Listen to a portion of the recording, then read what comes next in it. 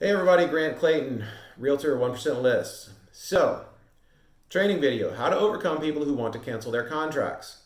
So, a few different points, and this can get touchy, and so let's dive in and go over some of the points we're going to go over. Point number one is ask them what their game plan is, okay? Don't be confrontational, don't take it personal, just say, okay, what's your game plan? Okay?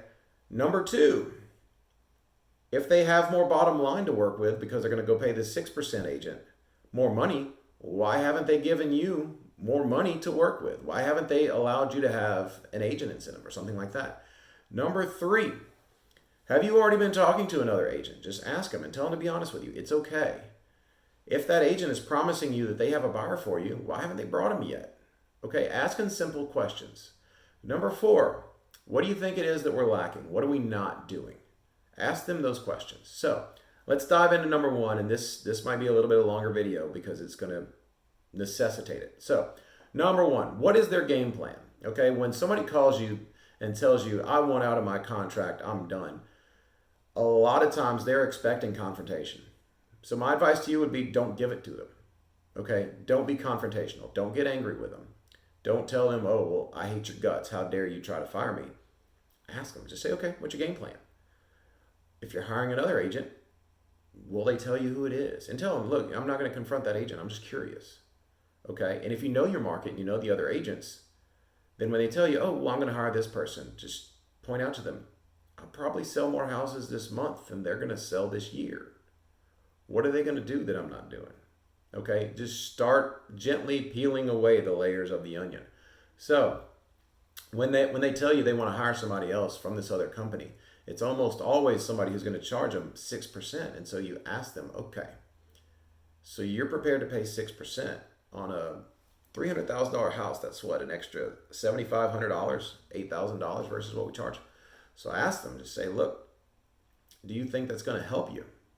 If we have an extra $8,000 to work with, why haven't we been deploying that money? Why haven't we been offering, a $4,000, $5,000 agent bonus?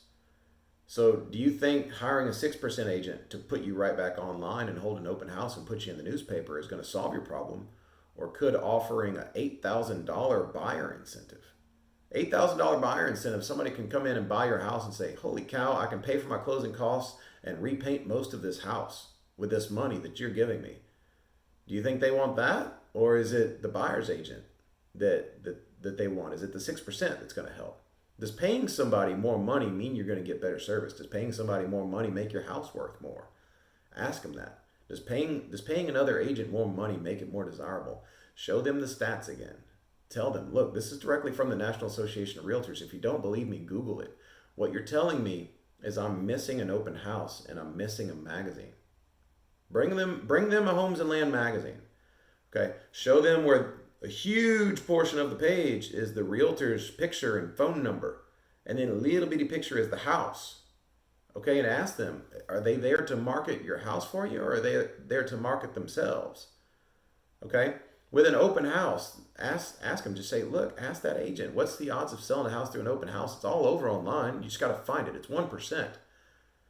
Okay, an analogy I use with some people sometimes is, look, if I need to lose 15 pounds, I'm not switching from pizza to donuts. I can say I did something, but I can't say I did something smart. Okay? What you're giving them is tools. I'm giving you tools. I'm saving you a lot of money.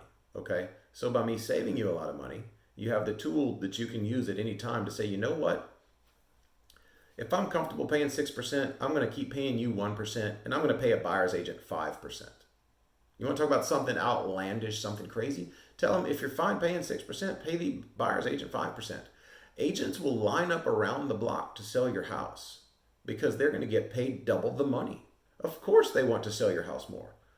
So what's going to make a bigger impact on you? A price drop? Buyer incentives? Big, huge buyer's agent bonus? Any of those things can help you sell a house. Okay? But hiring somebody else and paying them more money so that you can get an open house or a magazine ad, that ain't going to do the job. And if you can keep it from being emotional, they'll get that. But if you start out frustrated just like they are and it gets testy, you will not be able to pull that off because at that point, rationale is out the window. It's all about who's going to win this argument? So the point is, don't make it an argument. Make it a conversation. Okay? Number 2, get them to use those tools. Literally show it to them. Okay? If you have to send them an email, break it down for them. Okay?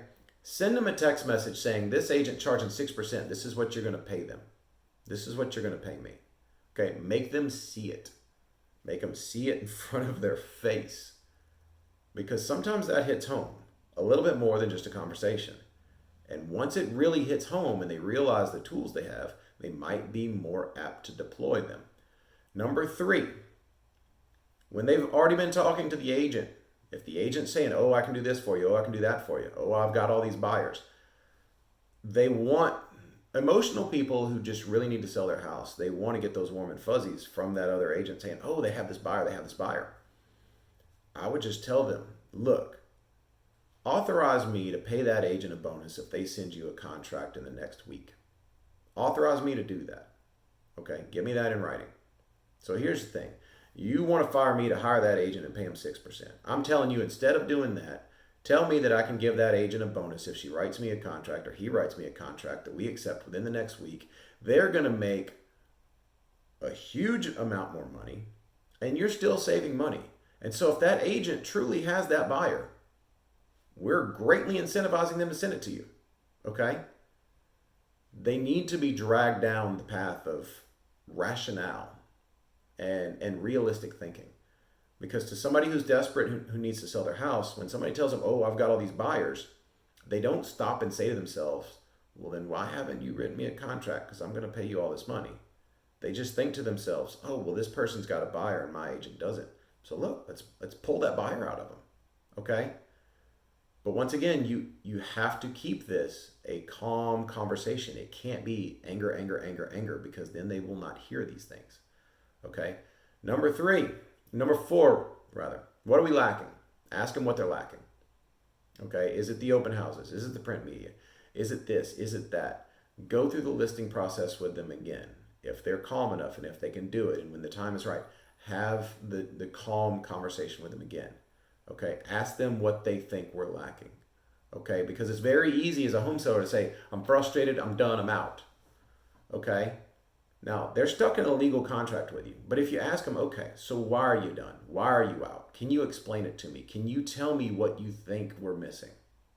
Okay, and a lot of this ties into another training video, which is explain extremely well what you do up front, because this makes these conversations easier.